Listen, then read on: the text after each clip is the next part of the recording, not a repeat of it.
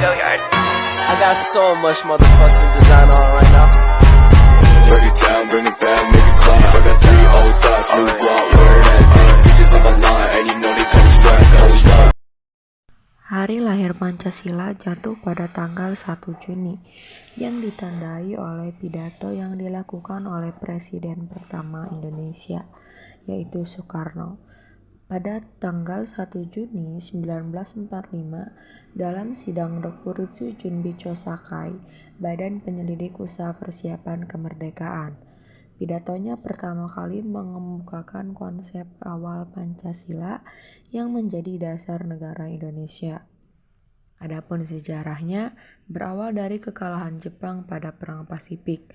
Mereka kemudian berusaha mendapatkan hati masyarakat dengan menjanjikan kemerdekaan kepada Indonesia dan membentuk sebuah lembaga yang tugasnya untuk mempersiapkan hal tersebut. Lembaga ini dinamai Dokuritsu Junbicho Sakai. Pada sidang pertamanya di tanggal 29 Mei 1945 yang diadakan di Gedung Chuosengi-in, sekarang Gedung Pancasila. Para anggota membahas mengenai tema dasar negara. Sidang berjalan sekitar hampir 5 hari. Kemudian pada tanggal 1 Juni 1945, Soekarno menyampaikan ide serta gagasannya terkait dasar negara Indonesia yang dinamai Pancasila. Panca artinya 5, sedangkan sila artinya prinsip atau asas.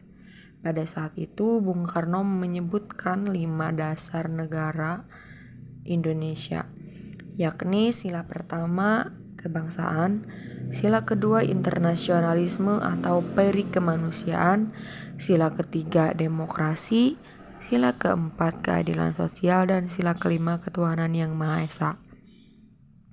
Akibat Hiroshima dan Nagasaki dibom atom oleh Amerika Serikat pada tanggal 6 dan 9 Agustus 1945, Jepang menyerah kepada sekutu. Berita kekalahan Jepang ternyata didengar oleh para pemuda Indonesia dan siaran radio luar negeri.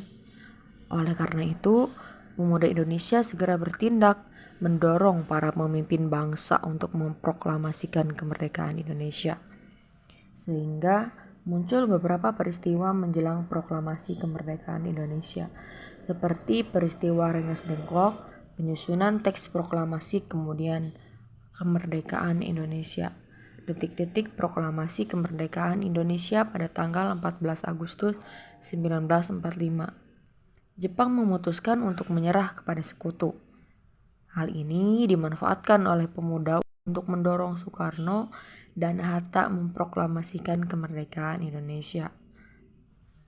Sultan Syahrir sebagai juri bicara para pemuda pada 15 Agustus 1945 datang menemui Soekarno dan Hatta agar bersedia memproklamasikan kemerdekaan.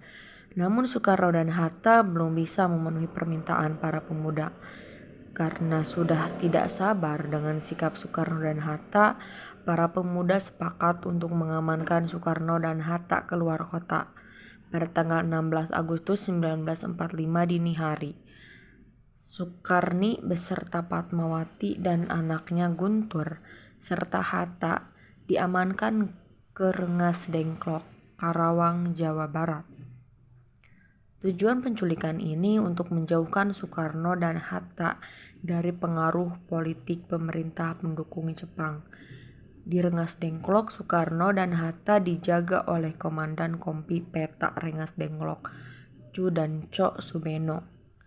Di Rengas Dengklok, Soekarno dan Hatta diharapkan bersedia memenuhi tuntutan para pemuda Indonesia untuk menyatakan proklamasi kemerdekaan Indonesia. Akan tetapi, Soekarni dan Hatta tetap belum bersedia memenuhi tuntutan para pemuda itu. Karena suasana yang tidak menentu, Ahmad Subarjo dari golongan tua datang ke Rengas Dengklok untuk membicarai mengenai pelaksanaan proklamasi kemerdekaan Indonesia. Ahmad Subarjo memberi jaminan kepada para pemuda bahwa besok pagi selambat-lambatnya pukul 12.00 WIB Soekarno dan Hatta sudah memproklamasikan kemerdekaan Indonesia.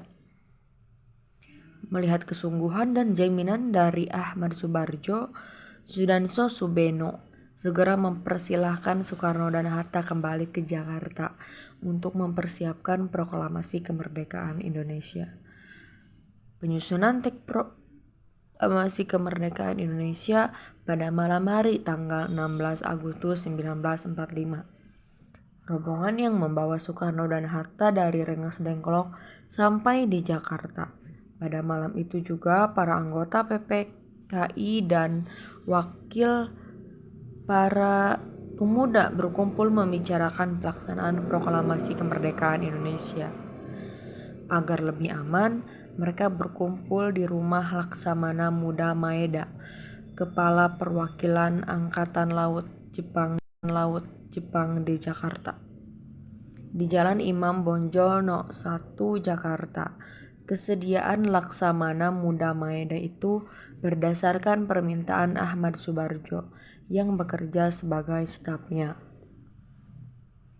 Rapat perumusan teks proklamasi berlangsung tanggal 16 Agustus 1945 malam sampai dini hari.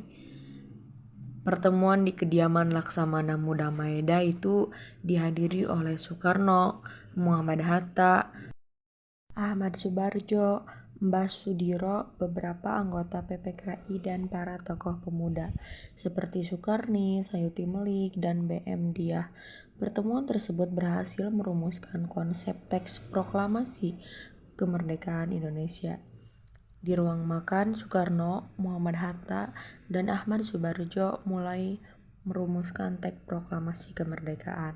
Soekarno menuliskan konsep proklamasi pada secari kertas pukul 04.00 WIB tanggal 17 Agustus 1945. Soekarno membuka pertemuan dini hari dan naskah proklamasi kemudian diketik oleh Sayuti Melik. Setelah jadi, Soekarno dan Hatta langsung menandatangani teks tersebut. Pada saat itu juga diputuskan bahwa teks proklamasi akan dibacakan di kediaman Bung Karno di Jalan Pegangsaan Timur nomor 56 Jakarta pada pukul 10 WIB. Pada pukul 05 WIB, para pemimpin bangsa dan tokoh pemuda keluar dari rumah Laksamana Maeda.